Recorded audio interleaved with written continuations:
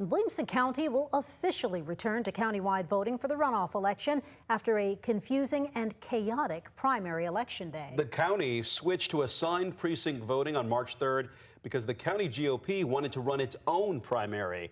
On election night, we saw many voters being turned away from voting locations because they weren't at their assigned precinct, and some waited in line for hours to cast their ballots. So today, county commissioners met to talk about what went wrong.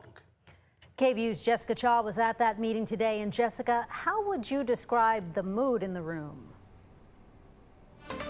Well, Quita, the courtroom was absolutely filled to the brim with frustrated residents wanting to share their experience of Election Day. And in this nearly 4-hour-long meeting, county commissioners also got to question both party heads as well as the county elections administrator about exactly what voters dealt with on March 3rd.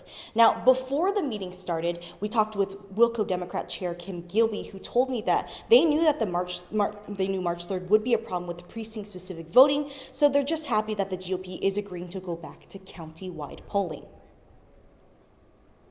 And I just hope, that we're honest and we look at the big picture. It's about our voters. It's not about our party or their party or about Kim or Michelle. It's about the registered voters of Williamson County and our poll workers. Failing voters and candidates is inexcusable, and for my part in that, I am truly sorry. But what I will not allow for is our party to become the total scapegoat for every issue encountered by voters on March 3rd. Election has damaged voter confidence. Now, we also got to hear from GOP Chair Michelle Evans for the first time since the election. She told commissioners that the party spent $15,000 on messaging about this change ahead of Election Day. And while there were consequences to how the election went, she says the fault doesn't fall squarely on the GOP. Failing voters and candidates is inexcusable, and for my part in that, I am truly sorry. But what I will not allow for is our party to become the total scapegoat for every issue encountered by voters on March 3rd. Voters were failed by nearly every entity involved in the conduct and supervision of the election.